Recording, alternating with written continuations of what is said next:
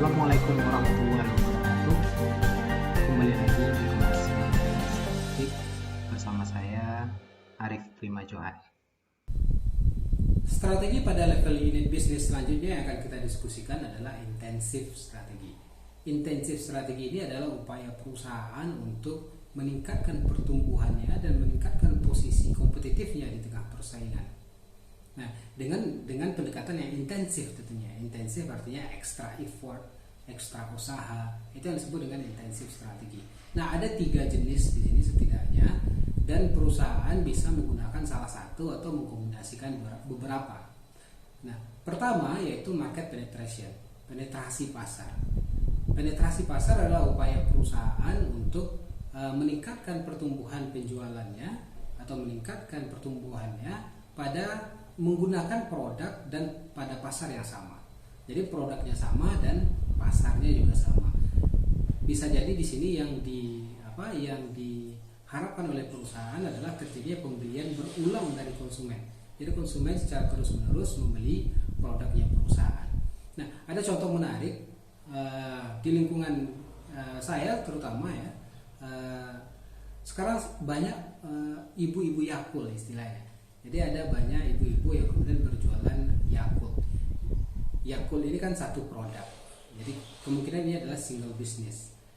Yang diharapkan oleh Yakult ini adalah pertumbuhan penjualan mereka. Sehingga sekarang mereka menjual produk tersebut meskipun pada area geografis yang sama tapi dengan pendekatan yang berbeda. Yaitu apa? Sampai mendatangi rumah-rumah.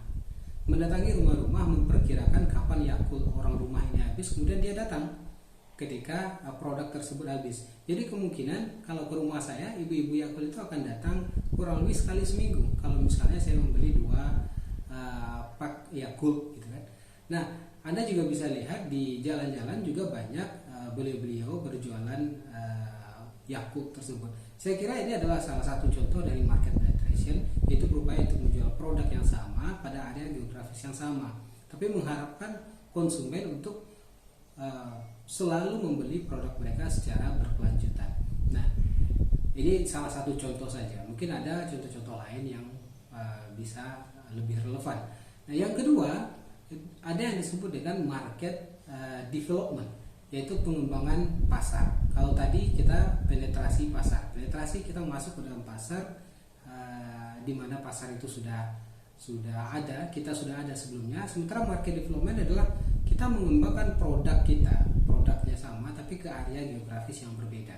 Nah, konsepnya adalah area geografis ya, yang sebagaimana disampaikan oleh Fred R. David bahwa produknya sama, kita masuk ke area geografis yang berbeda.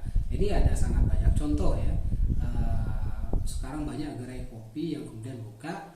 Nah, gerai kopi ini membuka di satu tempat, kemudian membuka di tempat yang lain.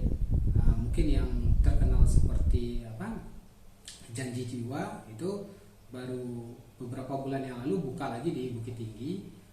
Beberapa bulan sebelumnya atau tahun sebelumnya itu udah buka di Padang. Nah, ini market development.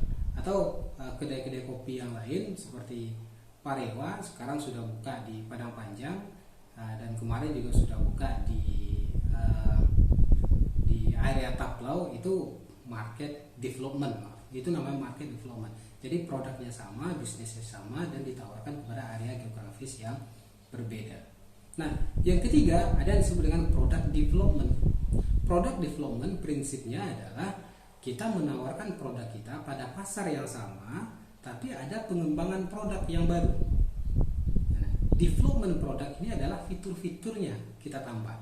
Misalnya apa? Ini produk teknologi sangat banyak menggunakan pendekatan strategi ini.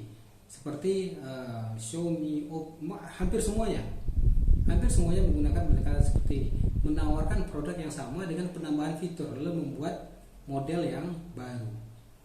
Misalnya ditambah kameranya, resolusi kameranya ditambah, kemudian kemampuan atau ketebalannya ditambah, ya fitur-fitur dari produk tersebut, dan kemudian dia dipasarkan ke pasar yang sama. Nah, ini alasan mengapa orang-orang sering berganti HP, berganti laptop, keluar model yang baru maka mereka beli karena mungkin sudah terlanjur cinta dengan brandnya, seperti orang-orang yang gila dengan Apple ya. Jadi kalau keluar Apple versi yang baru, mereka akan beli. Padahal yang ditawarkan hanya developed product, hanya fitur baru yang ditambahkan pada produk tersebut.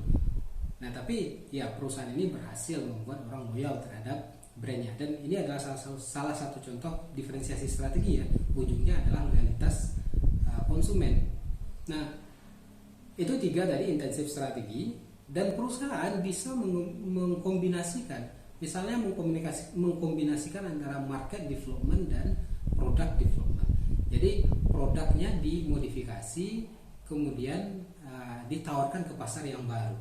Misalnya Anda melihat mungkin ada produk-produk skincare untuk pria, yaitu diproduksi oleh produsen skincare untuk wanita yang kemudian memodifikasi produknya dan ditawarkan ke lini pasar yang baru untuk pria. Dulu pasarnya segmennya adalah wanita, kemudian sekarang segmennya adalah pria. Jadi ada modifikasi produk di sana, ada developed market di sana. Contohnya banyak pembersih wajah, sabun cuci muka, itu produk-produk yang mengkhususkan untuk pria ya. Itu adalah pengembangan dari produk-produk yang dulunya hanya dikhususkan untuk wanita. Nah, itu kira-kira penjelasan mengenai intensif strategi.